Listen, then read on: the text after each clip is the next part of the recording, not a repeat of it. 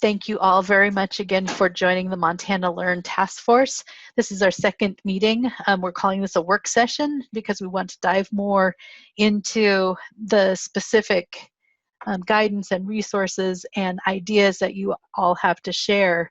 And so with that, we wanted to work through and do our introductory information. I'm Colette Bartow, again from the Office of Public Instruction, and Dylan Clapmeyer is here also with the Superintendent's Office, our OPI Director of Communications. So Dylan, I don't know if there was any update that you wanted to give at this point, and then we'll get into kind of the nuts and bolts of the meeting. I don't have any updates. The superintendent just really appreciates everyone participating in this task force, and she was happy to hear about the great participation in our first meeting. So we can jump into it. All right, perfect. So Carly, I think we're ready to go on to the next slide. Carly Cockrell is here, and she is our very skilled Vanna, as it were, in helping us move through the logistics of the meeting. Marissa Graybill is also that wizard behind the curtain, helping to set up all of our breakout rooms and discussions and that. So if you haven't already familiarized yourself, you can rename yourself in Zoom by hovering over your name and just click the rename button. So if you want to include where you are joining us from or any other details, feel free to do that. The chat box is a very good place to share your thoughts and ideas, especially when we have larger groups, even in breakouts, and just to make sure that we're able to capture your thoughts through the chat. So we encourage you to use that. And then definitely those audio and video controls. Sometimes, it's great when we can share our video screen, but whenever we have some audio issues or bandwidth issues, sometimes the first thing to do is to turn off that video feed to help improve that connection. But definitely you can use your internal microphones and speakers from your computer. You can use a phone to listen and talk. That information is in the meeting as well, but we'll just make sure that everyone knows that you can reach out to us if you need assistance with negotiating the different Zoom logistics that we have. Okay, Carly, let us go to the next slide. Okay, so Marissa has prepared a poll for us to kind of start conversation, getting us back oriented to the work that we're doing together. So if you'd like to go ahead and take a moment to read the question. What type of remote learning did your school or district implement in the last 3 months?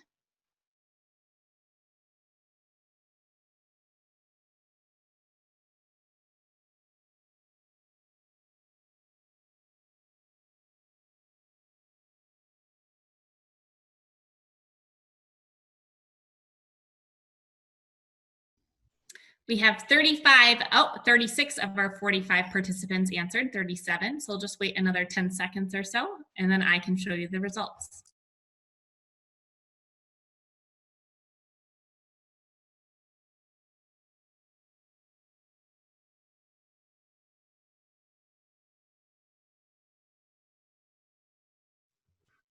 All right, so for the sake of time, I'm going to go ahead and end and share with you what we have. And we have one chat in the box, right? So I think someone who's, yes, Carly says she's not in a, or someone might have chatted in the box. Okay, and poll. So now something nice about this, I can share my results with you all. So now you should be able to see the shared results.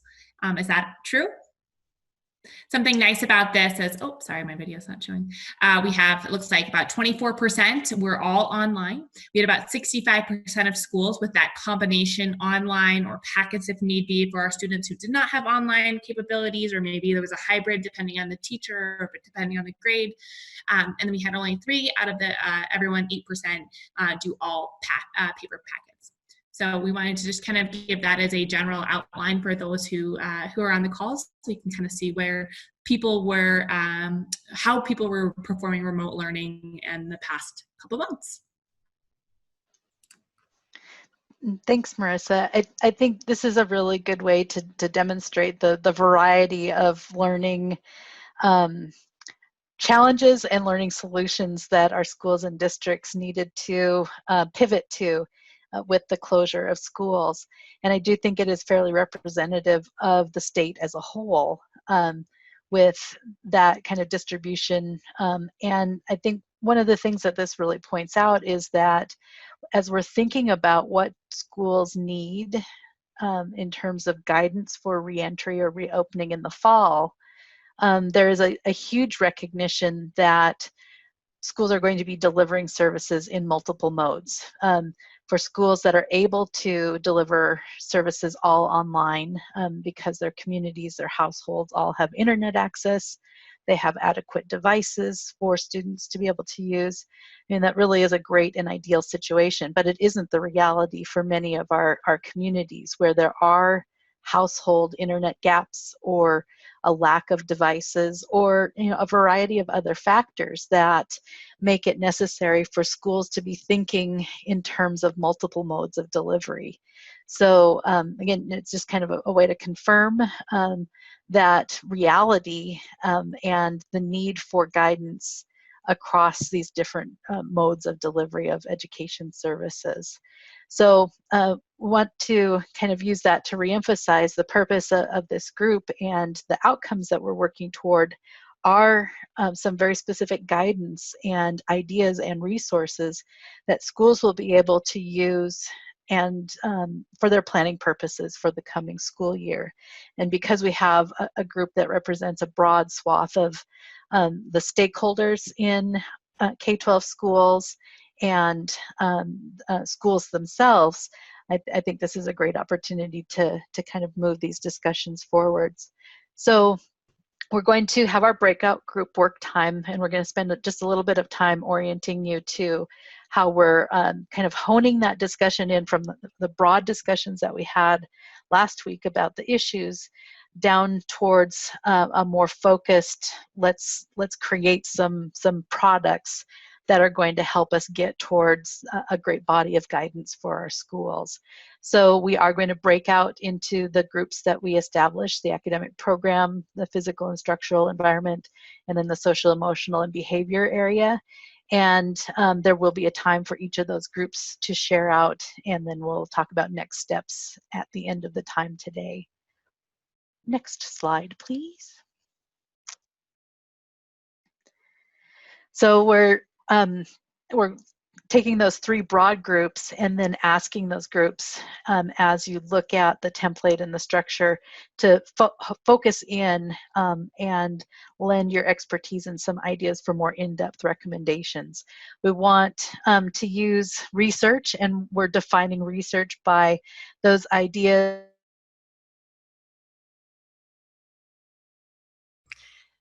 This is Cole's one-time a meeting freeze. This happens almost every meeting she's in.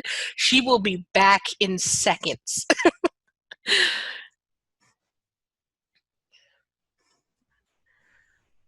And for the time being, I'll keep us going here. But yeah, so we're going to use research and personal experiences to create a recommendation for Montana schools. And we have a template of how we imagine this looking, and we'll share that with you in a second. And then create next steps and plans for what needs to get done between now and our next meeting. So there might be some things that your team decides you'd like to work on between now and next meeting, or delegate certain ideas, or have each person collect something different. So we can go to the next slide, Carly. Sorry, I knew it was going to happen. That was going to happen, and I should have warned you too. And if it happens to you, you just disappear. We know you'll be back. Yes. So thank you, Cole. Yeah, we are quick to review of the norms that we had last meeting. And again, we just asked you to review these as a group and as a breakout group to make sure that we were all on the same page, and that we, if any of these norms are not being met or we need to edit them, please feel free to do that in your breakout groups. Cole, do you want to keep going? Sure. So just in case you hadn't already checked this out, we have updated the web page with meeting information. We had a little bit of a snafu with our recording from last week, but we're getting that recording posted for meeting 1 for task force orientation, and we'll be posting additional resources and the meeting notes from these meetings in each of these places. So feel free to share this website with other interested people. If they want to kind of see the work of the group and be in touch with that, we'd welcome you to share that with others. All right, shall we go on? So our breakout group agenda is a little bit different from last time. Definitely want to review your group norms, and we want to make sure that there is an individual identified as a note taker, someone who is going to keep track of time, and then that spokesperson who's going to report out at the end of the time that we have. If you'd like to appoint a taskmaster to keep everyone on track, not just a timekeeper, you're welcome to do that as well. The discussion's going to, it's going to include from the outset that focus on parents, students, teachers, and administrators. And from some general discussion that we would like you to have, then it's that identification of an area of focus. So if it's about what parents need before school starts, if that's what you choose as your focus, then we have a template that you can work from to begin to kind of hone in and craft those resources, those ideas that need to be part of guidance that we'll provide to schools in the fall.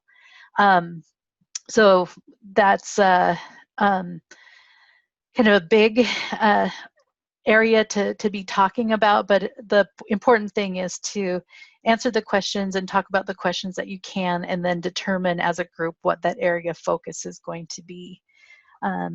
And just a note there, if your group would like to split, like if it's a larger group and you feel like there's 2 areas of focus, we can establish groups for each of those areas of focus, and then just flag down help, and Marissa will be able to split you off into a group that way. Let's see here. Let's go on to the next slide, and then this is the template actually for the discussion that we have. Again, we're working toward a product, guidance information that we'll be able to put together and share, not just from the OPI, but also with the work groups and task forces that the governor's office is putting together, as well as the school safety umbrella committee.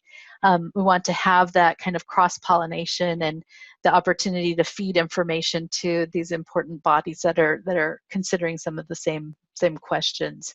So if we, in the template itself, put down names of the group, that topic area or focus.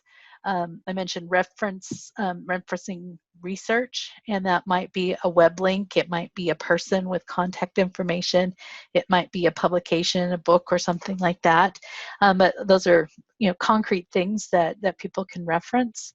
And then, as reflective of the poll that we did, we want to have specific recommendations around, what does this focused area need in terms of remote learning, blended, which would be a combination of online and in-person learning, or if we're in school as normal in person, what are those recommendations that are important to that topic area?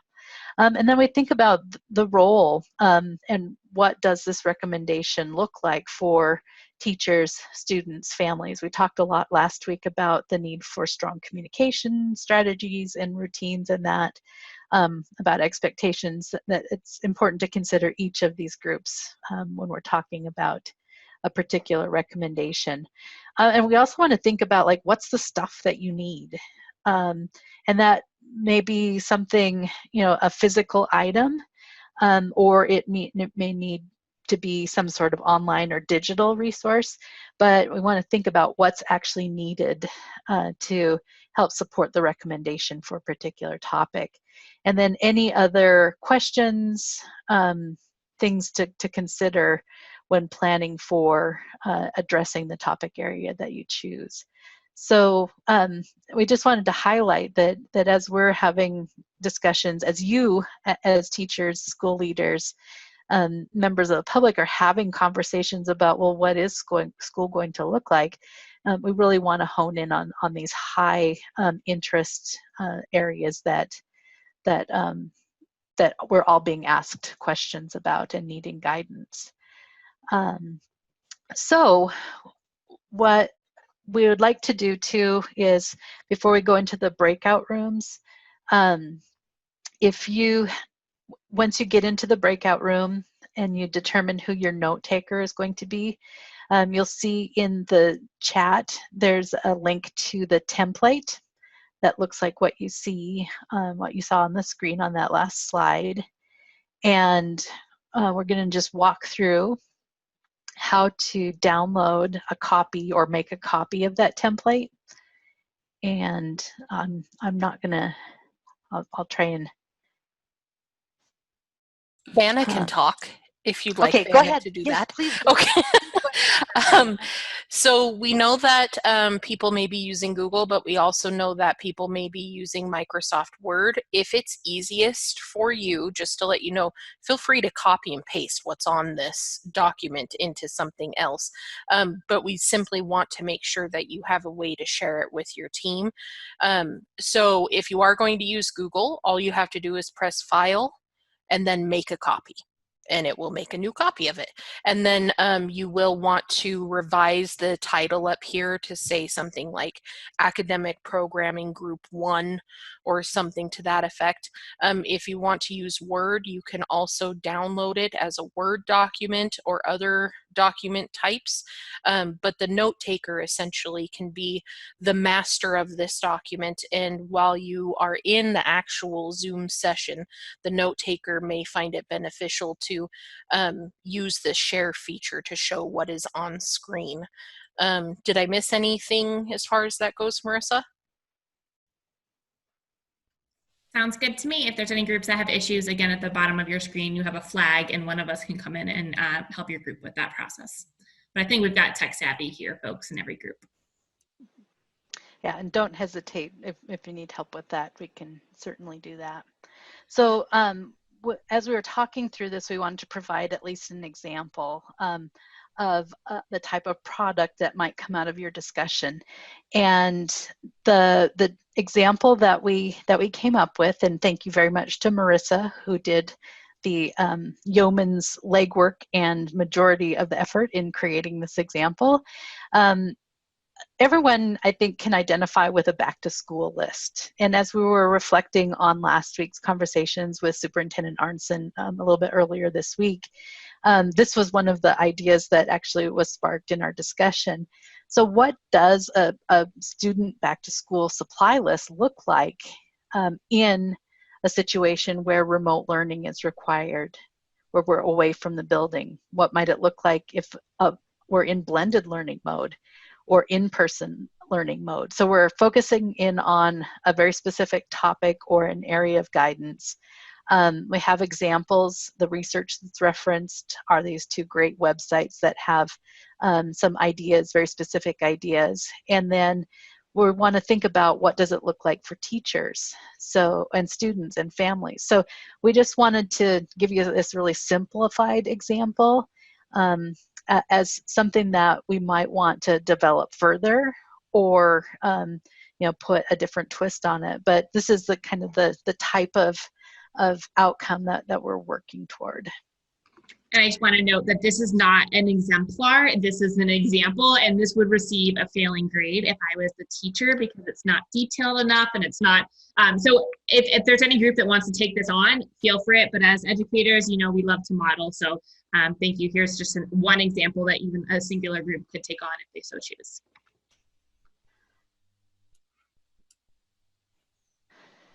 Okay, so with that, are we ready to break out into our groups?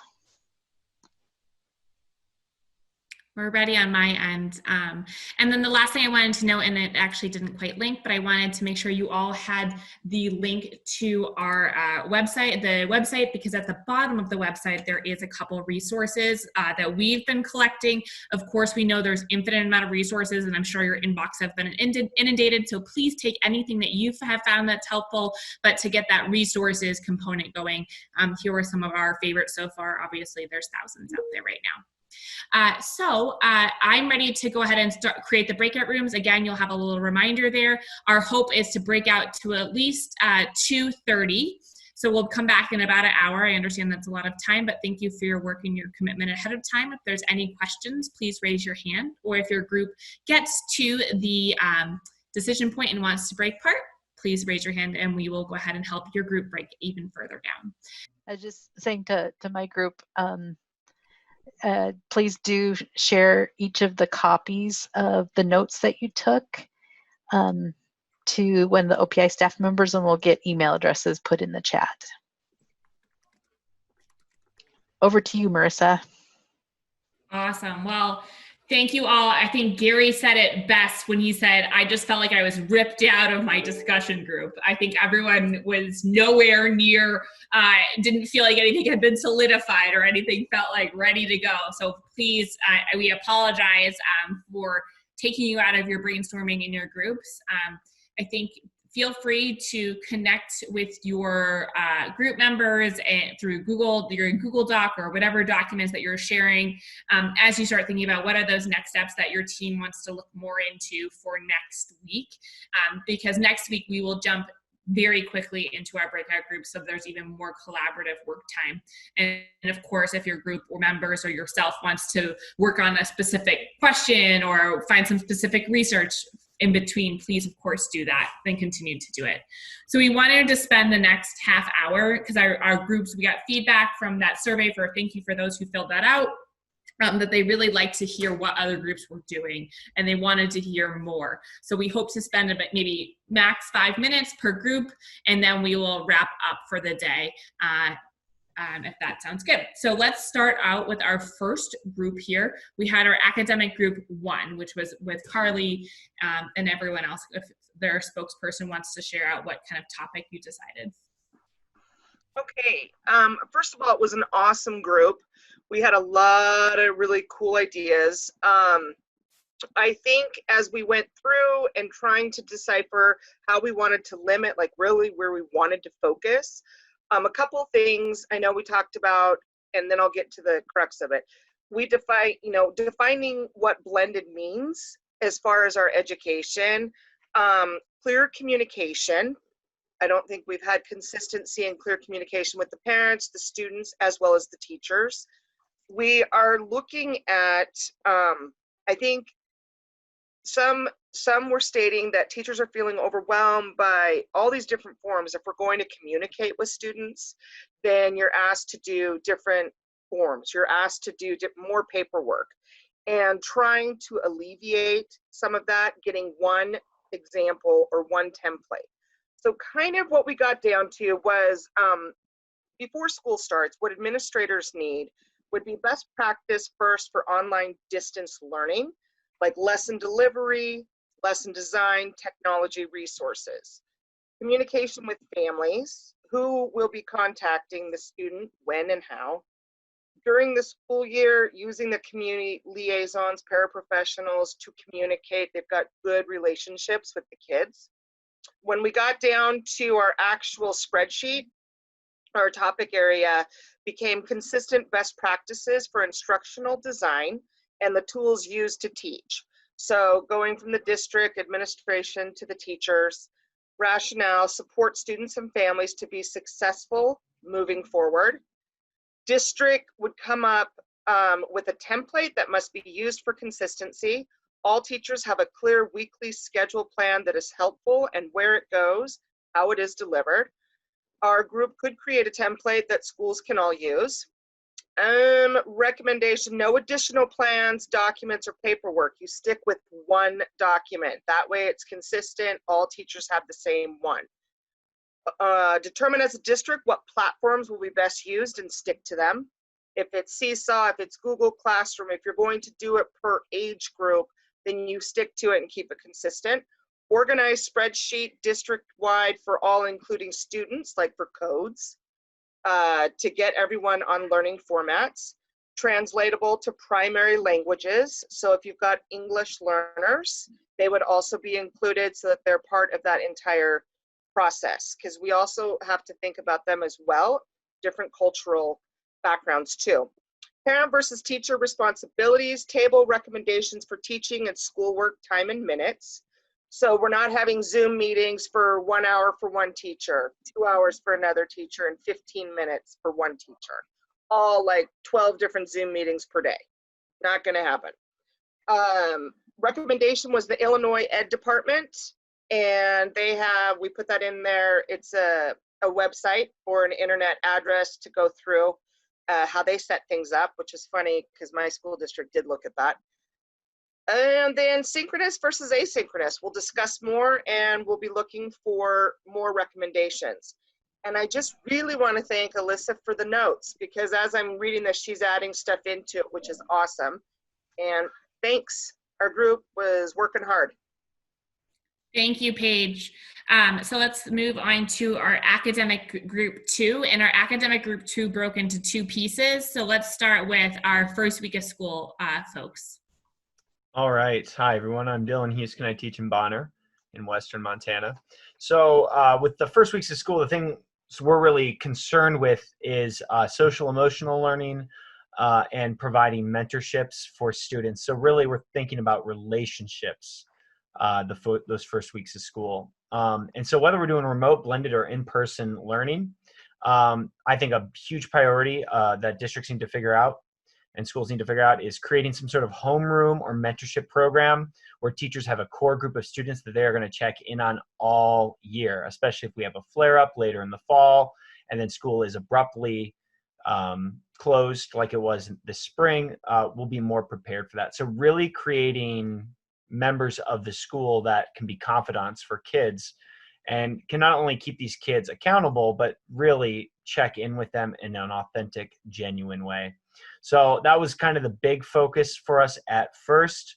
But then we started talking about how to start the first weeks of school in a way like the other group was talking about that is clear and consistent for families, not overwhelming, making sure that we're not focusing on you have 20 minutes of this class, 20 minutes of this class, and 20 minutes of this class every day, but really starting to think about how we can create menus that are student-driven, student-centered, that give students a lot of approaches or options for displaying their understanding or turning in their work. So really, whatever that looks like for schools, making sure that it is very clear, it is communicated consistently in multiple ways to families, but in a way that is not overwhelming. Have mentors and have menus that will allow students a lot of choice in those first weeks. So we're not just inundating them with, okay, you have a meeting here, you have a meeting here, you have a meeting here, and now you need to do these, and just really kind of a nice easing into the school year where they have a mentor that they can check in with that can help walk them and their family through things. And then for supplies needed for that, of course, a big thing I think everyone is talking about is internet for all, laptops for all, getting creative with the CARES Act money and how we're allocating that to pay staff for extra hours or for programs or platforms that will assist with remote instruction or allow students to have direct access to a teacher. So that's pretty much it there. I'll turn it over to our group broke out into 2 groups. So I'll turn it over to the other part of our group. Thanks, Dylan. I'm happy to talk a little bit about the other group within the academic area. Surprisingly, a lot of overlap. It's great to hear. We talked about content and standards and the idea of clear and consistent communication and menus of differentiated options for ways students engage with their learning and ways students can demonstrate what they've learned were themes in our content and standards discussion. We started out talking about some of the resources that were posted on the OPI page, the resource regarding accelerating learning, had some nice background information in there about trying to gain an understanding of unfinished learning and maintaining a focus on prioritized content moving into the year ahead. And so we spent some time talking about the power that occurs when teachers have time to come together to identify priority standards or power standards, to unpack those standards, but that would be an even more important kind of exercise in the coming year of looking at what we expect students to learn, looking at our syllabus and learning plans for the coming year. We shifted that into a conversation around some of the grading practices and how our traditional grading practices have really failed us in being an effective way of communicating with students and families what kids have learned, what students have learned. And that led us down the path of really trying to make sure that we had clear and consistent communication around standards-based grading practices, clear expectations of what we want students to learn over the course of the year, and grading guidelines that parents can easily understand that relate to those proficiency standards.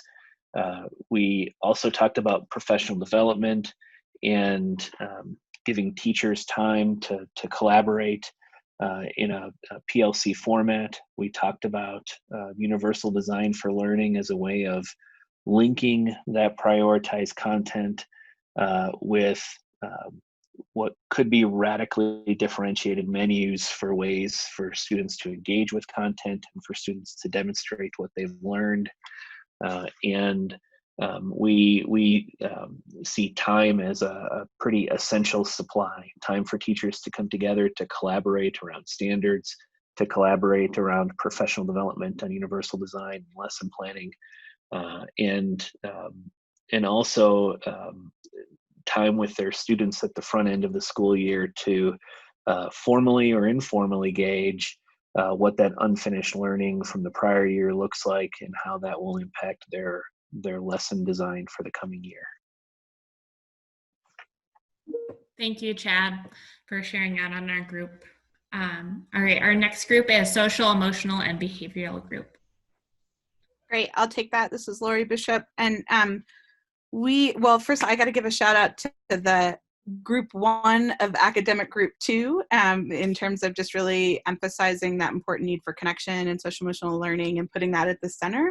That was a lot of our conversation, was just really even thinking about it through things like Maslow's theory of getting those base needs met, and really understanding that if everyone isn't in a good space, that's going to be hard to really build on the academic success that we're aiming for.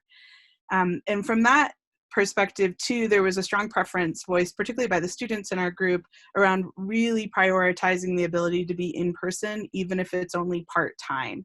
And where we're not able to be in person, really being mindful of the strategies that we can use to maintain social connection and really build off of that social need. We talked about the idea of using an existing system, so thinking about the MBI or the multi-tiered systems of support, using that as the basis for how we really approach those strategies at a district or a school level, to be able to really think about how to tailor that to the needs of this time.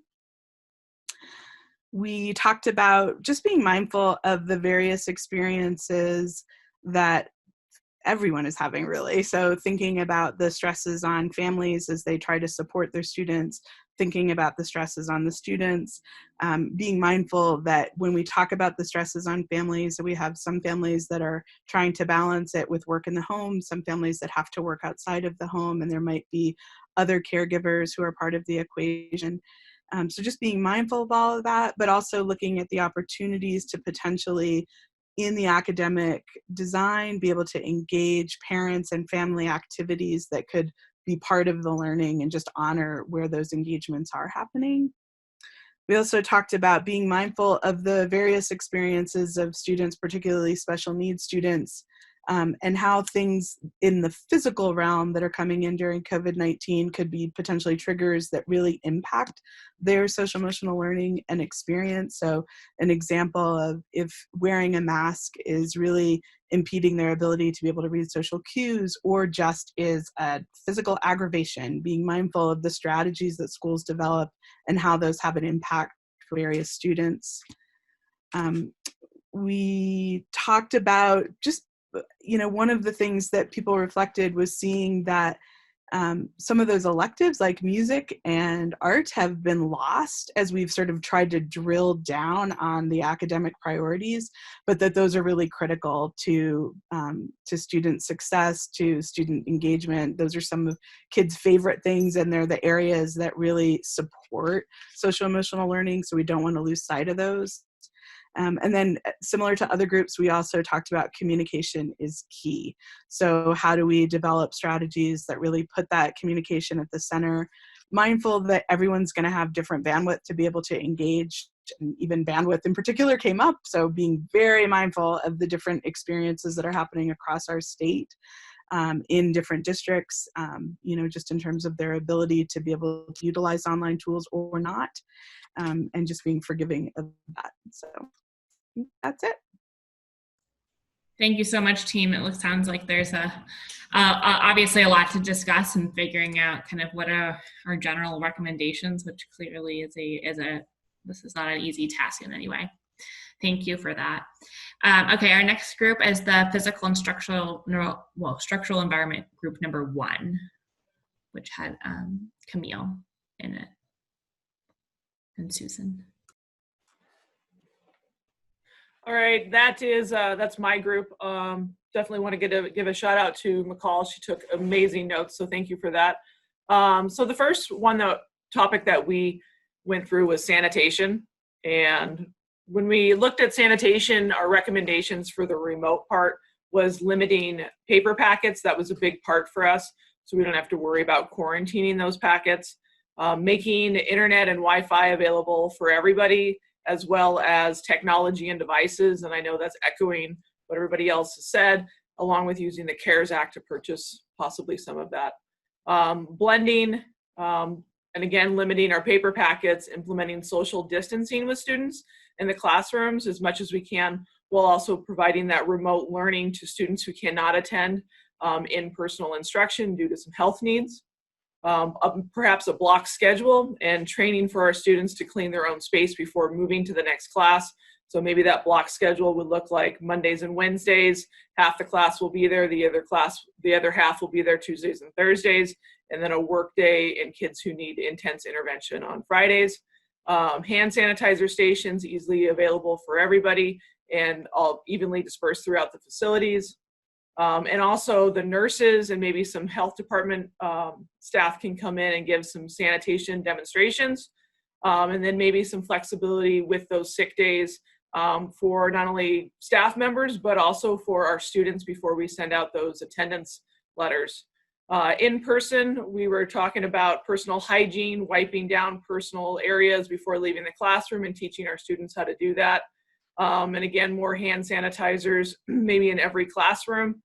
And then the demonstration, after bell structure to limit number of students transferring at a time.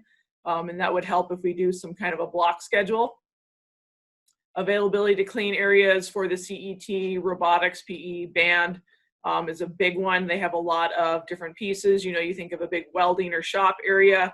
That's a big undertaking, or robotics with small intricate pieces. So what would that look like? How would we sanitize that? Talked about the availability of UV lights to ensure sanitation. I know that's a big one right now out there. And what would that look like for our teachers? That would be finding alternative ways for passing paper back and forth, training on how to clean personal items at home and at school. For our students, it would look very similar to that as well. Again, finding alternative ways for those paper packets and cleaning for everybody. Supplies that we would need is hand sanitizer, clear shields, masks, cleaning materials for classrooms, and then additional janitorial services would be a big one.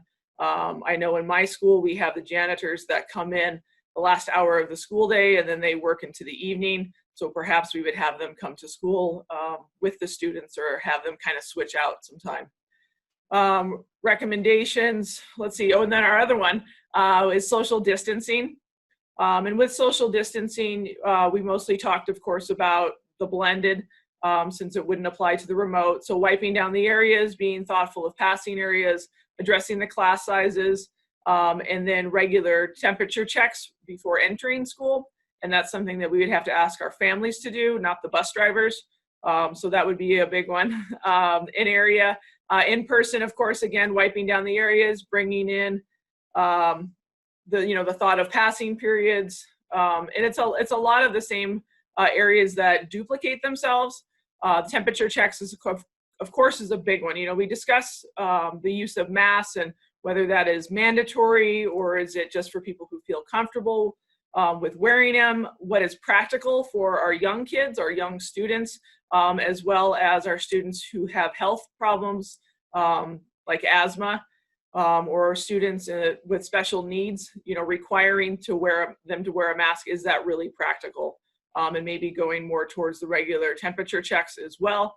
And then the supplies needed would be the sanitation materials and the temperature. So that's all I have. That's it. We're done. Check. No.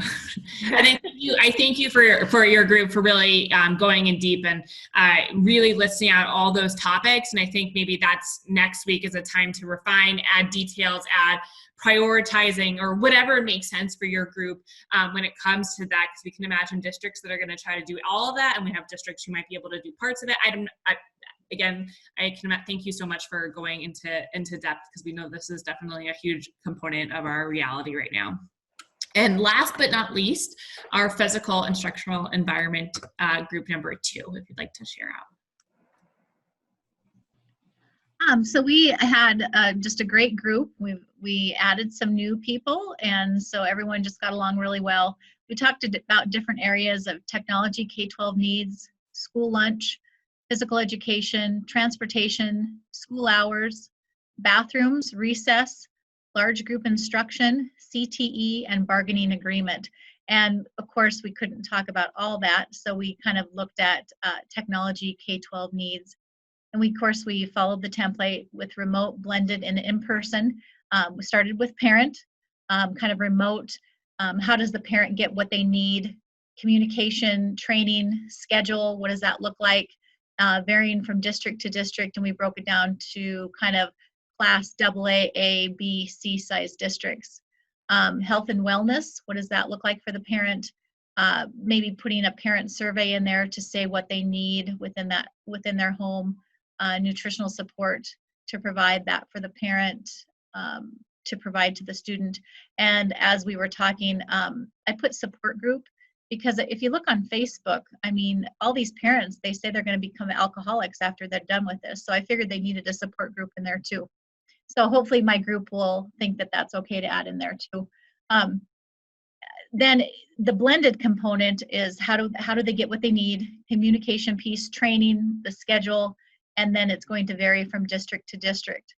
And then in person, having their needs met, training, scheduling, and again, varying from district to district. Then we went down to the student. How does the student get what they need in the remote learning? The communication piece, the training, the scheduling, again, varying from district to district, health and wellness, nutritional support, and allowing them to participate in a survey. Then we go to the blended. Again, a lot of overlapping. How do they get what they need? Communication piece, training, scheduling, varying from district to district, nutritional support, and again, the student survey. And then when they're in person, we didn't think that there was anything that was different, because everyone has certain needs within every remote, blended, and in-person learning for the student.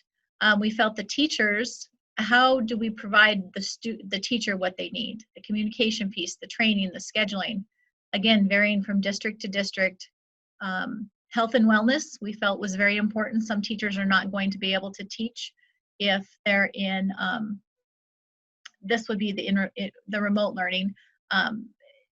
But some teachers may only be able to do that component, and allowing them to voice their concerns in a teacher survey in a support group probably as well. Just because I think this whole new idea is you know, we do what's best, but we didn't know what best was, so we kind of just had to lead in a blind way. So I think a support group would definitely be the PLC group, you know, to see what best practices and that type of thing.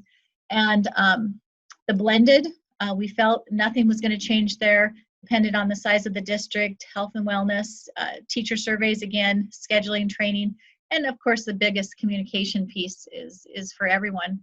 And that carried over to remote learning. We felt that pretty much everything carried over with that as well. The administration, maybe it was a little different. How do they get what they need from teachers? The communication, training, scheduling, varying from district to district, health and wellness, because you're going to come across staff that are not going to be able to do that in-house model, and they maybe can be successful maybe with in-home. Finance, we felt finance was a big piece for administrators. Planning for school numbers, A and B, survey for staff and stakeholders, nutrition, and how are we as administrators within the group going to get the supplies needed when everyone needs those supplies. And we found that probably with masks, with hand sanitizer, when we're ordering those, thinking we were going to go back to school right away, and of course cleaning supplies as well. So that's kind of what we talked about in a group, and we didn't have time to, it kind of felt like a Sunday from like 6 to 7. You know how that time just kind of flies by on a Sunday? That's kind of what our group felt like, just with that hour. So that's all we did. Thank you, Jennifer, and completely agree. I think all of our groups felt that. And so with that, there's a couple of things I just want to ask the group real quick. The first, we had many people in the chat say thank you to our students. I know our student was like so helpful and giving perspective. And so again, I can't thank you enough for taking your time to give your student perspective to the group. And I know that our students going out and surveying folks and going to ask some of her friends to get some reflection. The second ask is with this, I know that many of you are saying we need more time to work on this. We want to collaborate in the next couple weeks. Would it be okay if we sent out each other's emails to just your group? So each group would get a list with everyone's email. So if you guys decide to have a conversation in between, or work on a document in between, or share information in between this meeting and next Thursday, if you're not comfortable with this, please email Cole's email, which is posted on the screen, or just stay on the call at the end of this meeting and we'll make sure that your email is not shared. We won't be sharing student emails. So it will just be the adults, sorry students, but unless, actually, you know what, unless the student wants to stay on. So I guess students, let me know at the end of this meeting if you're comfortable with that. And then the last thing is we just want to remind our groups next week, next Thursday, we'll be meeting from 1 to 3, and we'll get right into our groups and get into kind of that more deep dive of details about what we want to accomplish and what outcomes do we want. Can our groups even, we might have to go even more narrower next week and get those recommendations out. So let's see. I think Alyssa, you are correct. The first Thursday is today's date. So that should say June 4th. And then June. Oh my gosh, where did June 4th go? I don't know. Yep, thank you though. June 4th, apologize all. So again, I guess students stay on just for a second because I want to check in about your emails. And then the second, if you're not comfortable with your email, just stay on or give Cole a email and we'll make sure that your email is not shared with your group. But thank you so much, everyone. And we can't do this without you. And thank you for your time. And good luck this week as you continue your research and continue your work for your group. And thank you all.